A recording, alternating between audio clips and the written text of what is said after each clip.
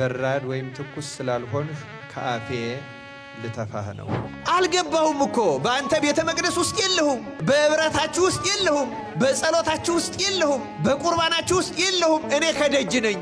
አንተ ባለጸጋ ነኝ ትላለህ፣ ጸሎታችን ውኩፍ ነው ትላለህ፣ አገልግሎታችን ስሙር ነው ትላለህ። ምንም እንደሌለ እውር እንደሆንክ አታውቅም፣ ባዶ ድሃ ነህ።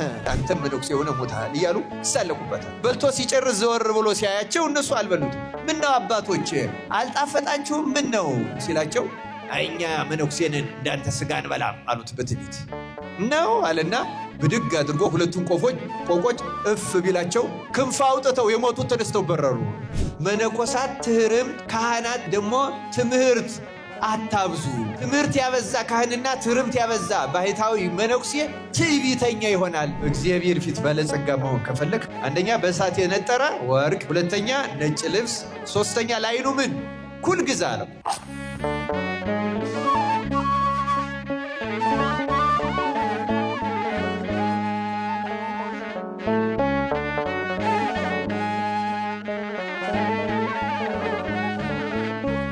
እግዚአብሔር መልካም ፈቃድ ዛሬ የምንማማርበት የትምህርታችን ርዕስ ልተፋህ ነው የሚል ይሆናል።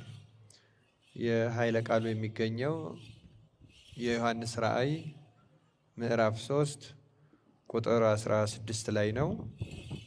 ቁጥር 14 እስከ 22 ያለውን እኔ አስቀድሜ በንባብ አሰማችኋለሁ። በሎዶቅያም ወዳለው ቤተ ክርስቲያን መልአክ እንዲህ ብለህ ጻፍ። አሜን የሆነው የታመነውና እውነተኛው ምስክር በእግዚአብሔርም ፍጥረት መጀመሪያ የነበረው እንዲህ ይላል። በራድ ወይም ትኩስ እንዳይደለህ ሥራህን አውቃለሁ። በራድ ወይም ትኩስ ብትሆንስ መልካም በሆነ ነበር። እንዲሁ ለብ ስላልህ በራድ ወይም ትኩስ ስላልሆንህ ከአፌ ልተፋህ ነው።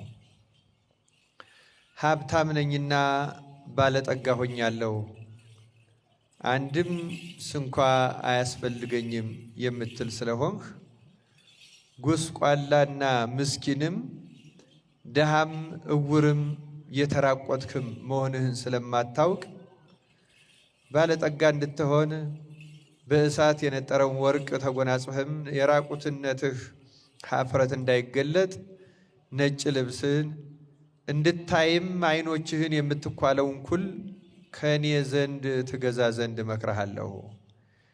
እኔ የምወዳቸውን ሁሉ እገሥጻቸዋለሁ፣